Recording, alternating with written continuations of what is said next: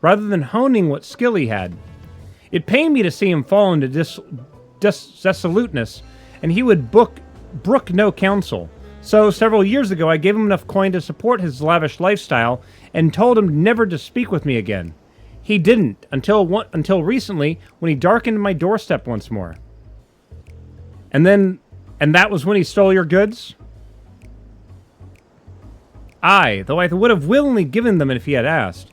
He was rambling about almost incoherently, saying that his heroic deeds as the Justicar had caught the eye of someone named Apophis, leader of the Passage of Unbound, whoever they are. He claimed that under the guidance of his newfound allies, he had obtained a great power. Power enough to eclipse all heroes who have come before and shall come after, as he put it. It seems he gives what money he has to these people. To think for all his fanciful words, he has only deigned to grasp at hollow glory, all at the expense of Razat Han. There is no greater shame as a father. Given what we know of this shadowy group, they most likely aim to sow discontent through Vazaran's deeds. He may be so blinded by his own desire for adoration that he can't see whose hands are pulling the strings. There's a coal conveyor that's 6 miles long. That is insane.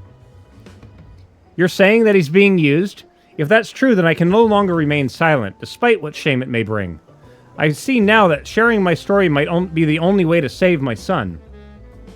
Indeed, I suggest you tell the Radiant Host at once. Of course, we'll be pouring our very effort into stopping him. Thank you for giving me direction. I didn't imagine our meeting would end this way.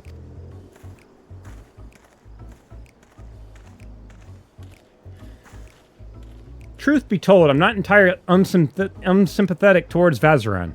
I basked in my father's reflected glory while having none of my own to speak of. The glory Vazaran seeks is similarly false. I too shall visit the Radiant Host and have them spread word of the Justicar's true nature. If the people are wise to his trickery, they will be far more likely to aid us. He'll soon learn that a legend built on lies is no match for true heroism.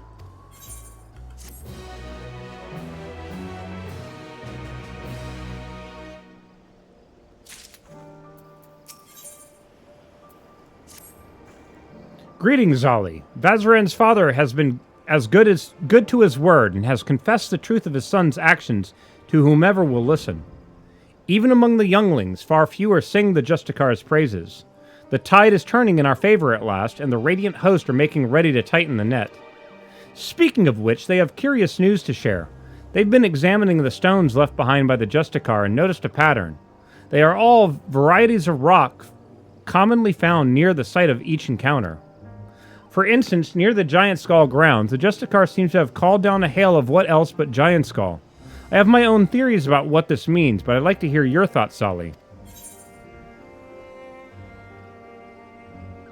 It's safe to say the artifact doesn't create rocks from nothing.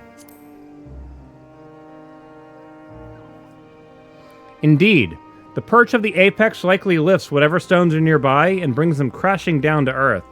If our suspicions are correct, we're one step closer to unraveling its mysteries. But despite these favorable developments, the Justicar's popularity remains a problem. Even with the recent blow to his credibility, his most adherent followers still idolize him. In fact, I hear he's handing letters to the youth in Razat Han, though their contents are a closely guarded secret. All the more reason to investigate, don't you think? Once we get to Razat Han, if I question people around the marketplace, would you cover the city's western quarter? That's where his younger followers tend to gather. After we've collected enough information, let's share to meet our findings. See you again at Razat Han, Zali.